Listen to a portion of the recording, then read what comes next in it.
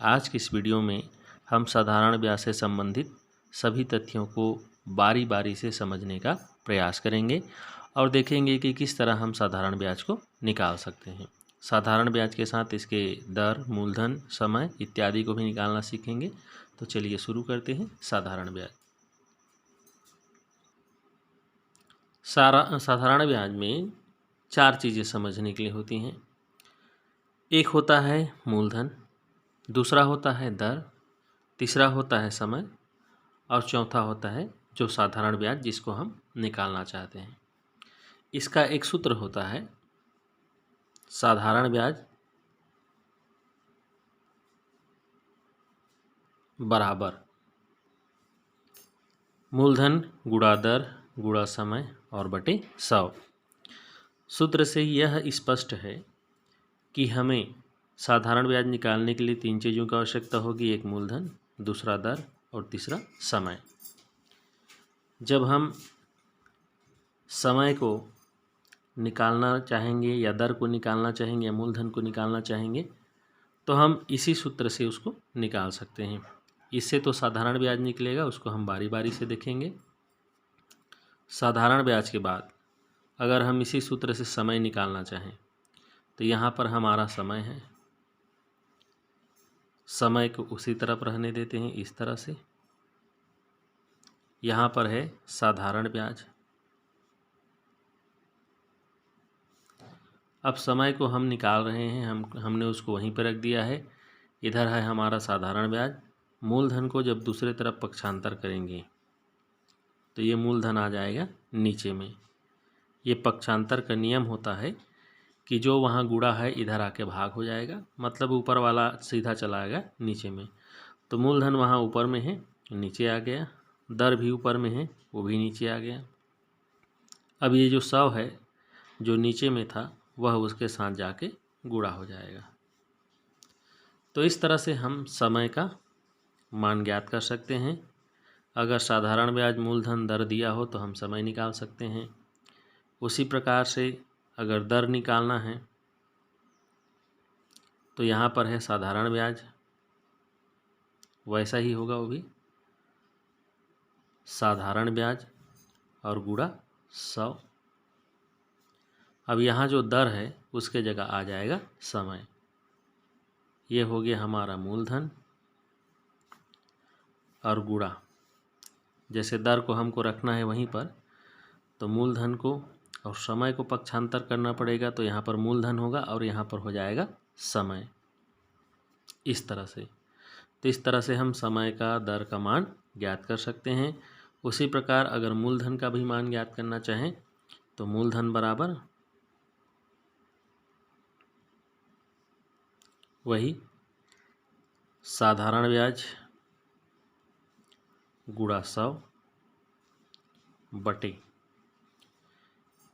यहाँ पर मूलधन नहीं रहेगा क्योंकि मूलधन को तो हम वहीं रख लिए हैं, तो वहाँ पर आ जाएगा दर और गुणा समय। तो इस तरह से हम एक सूत्र से ही हमारे सारे सूत्र को निकाल सकते हैं। ये है हमारा समय का सूत्र, ये है हमारा दर का सूत्र और ये है मूलधन का सूत्र।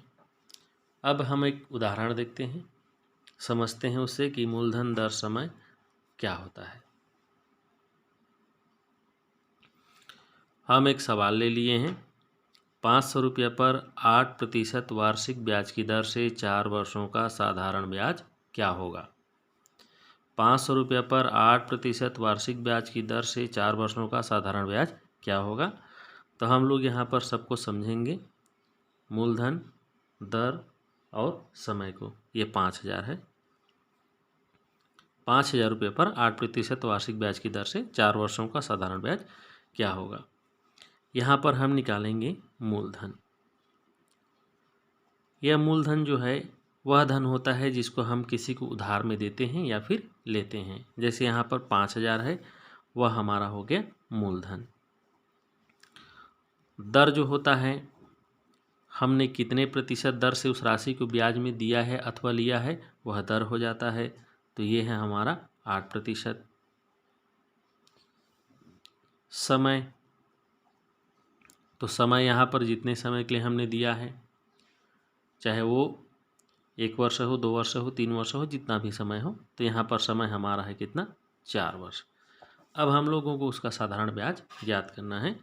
तो हम जानते हैं कि साधारण ब्याज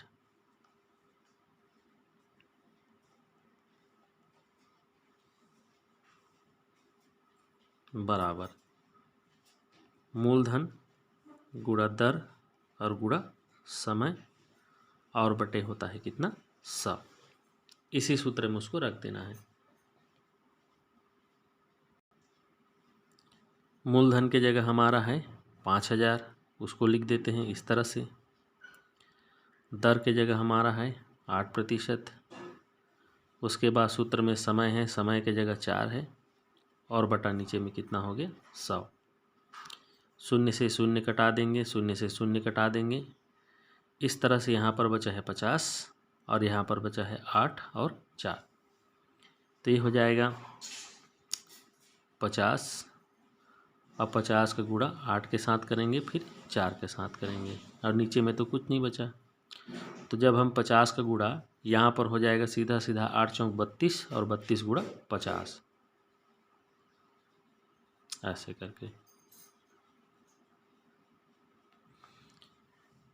5 का गुणा करेंगे 2 के साथ, 5 दूने 10 की शून्य, हासिल 1, 5 तिया 15 और 1 16, आगे में एक और शून्य है, तो ये हो गया हमारा 1600। ये हो गया हमारा साधारण ब्याज। इसमें एक और चीज़ आपको बता दे रहे हैं, जैसे साधारण ब्याज है, कभी कभी सवाल में मिश्र धन निकालने को बोल दिया जाता है। तो यह मिश्र धन क्या होता है, जो हमारा मूलधन है और जो हम ब्याज निकालते हैं, इन दोनों को योग को ही मिश्र धन कहा जाता है। तो ये 5000 हमारा मूलधन था, 1600 ब्याज निकल गया, तो ये हो गया 6600। तो सीधा सीधा मिश्र धन बराबर हो जाता है क्या, ब्याज और प्लस मूलधन, इस तरह से। ये हो गया 5000, 1600, ये 6600 मिश्र धन हो गया। मान लीजिए अब इसमें साधारण ब्याज नहीं निकालना रहता, मान लीजिए हमको दर को निकालना रहता, हमको दर मालूम है नहीं, मूलधन मालूम है, या पहला सूत्र किसका हमने बनाया था, समय का, दर का, मूलधन, तीनों का देख लेते हैं। मान लीजिए हमको दर निकालना है, दर हमको मालूम नहीं है, तो उसको कैसे करेंगे। तो दर बराबर अभी जो हमने सूत्र बनाया था, दर बराबर होता है क्या, साधारण ब्याज और गुणा 100 बटे मूलधन और गुणा समय, जो अभी हमने सूत्र बनाया था यहाँ पर, ये देखिए दर बराबर इतना।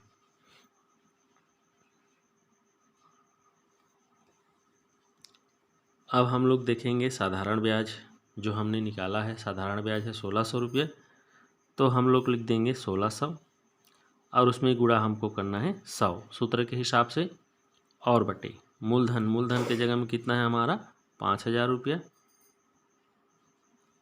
समय है हमारा कितना 4 वर्ष। देखिए दर को हम नहीं लिख रहे हैं, दर हमको मालूम नहीं है, तो शून्य से शून्य कट गया, शून्य से शून्य कट गया, फिर शून्य से फिर शून्य कट गया, तो ये हो गया 160 और ये हो गया 5 चौक 20, 5 चौके 20, इस तरह से शून्य से शून्य फिर कट गया। अब ये हो गया 2, 2 एकम 2 और 2 अट्ठे 16, तो दर हमारा हो गया 8%। दर हम निकालना सीख गए। अब हम लोग निकालेंगे ये समय, उसके सूत्र को लिख लेते हैं यहाँ पर। समय बराबर क्या है, साधारण ब्याज गुणा 100 और मूलधन गुणा दर।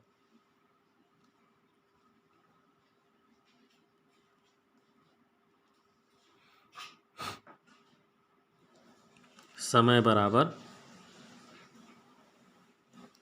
साधारण ब्याज गुणा 100 और बटे मूलधन और गुणा कितना, दर।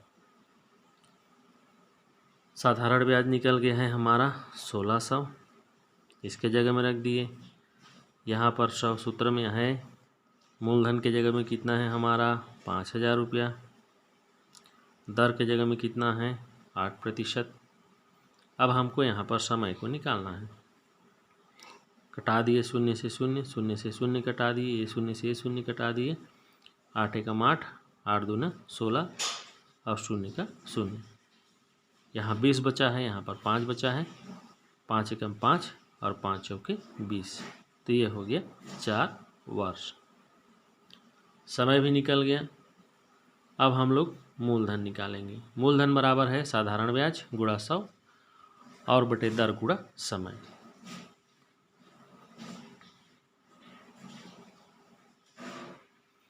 मूलधन बराबर साधारण ब्याज और गुणा 100, साधारण ब्याज गुणा 100 और बटे दर गुणा क्या है समय। साधारण ब्याज है हमारा